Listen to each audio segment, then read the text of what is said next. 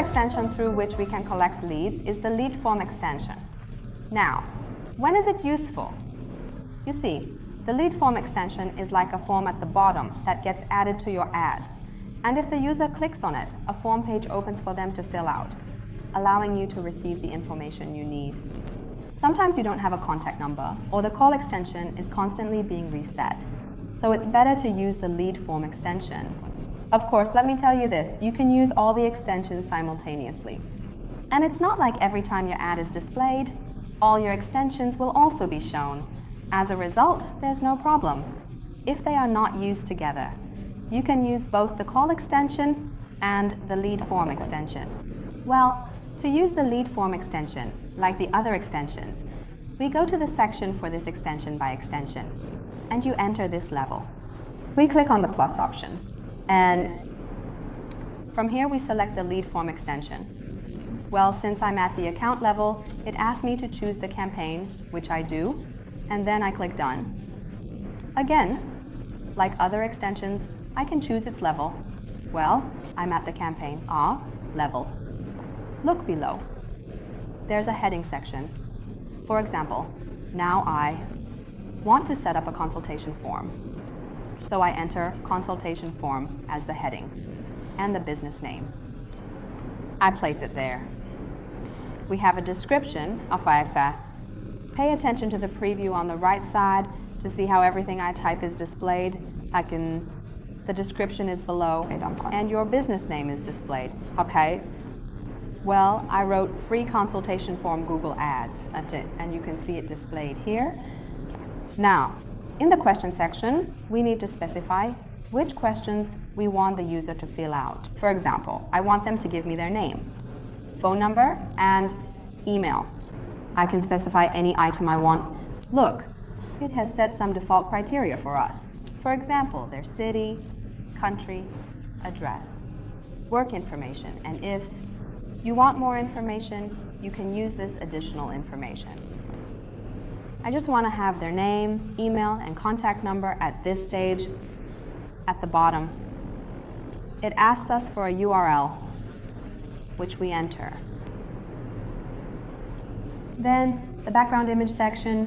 Look, here you can place an image. It will be set as your background. It looks nice. For example, it's suggested to put your logo. When you click on Add Image, you can upload your desired file in the Upload section. And this will actually place it in the background of your form. In the next section, you need to specify what the user will see after filling out the form. For example, here you can see in the preview what content is present. It requires a headline. For instance, I might write submission successful and a description, for example. I might write our experts will contact you.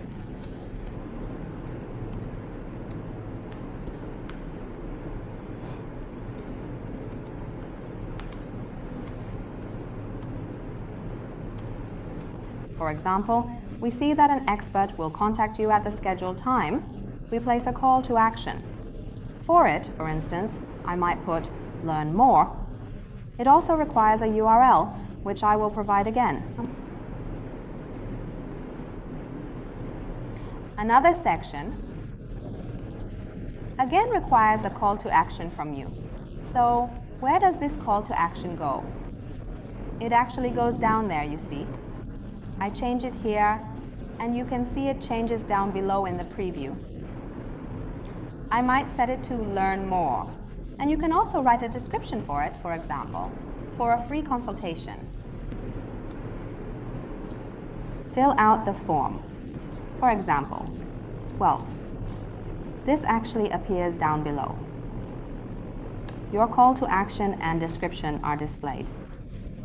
We scroll down further and click on the Setup option. You see how it looks here. The form appears down here. You click on Setup and then click Accept.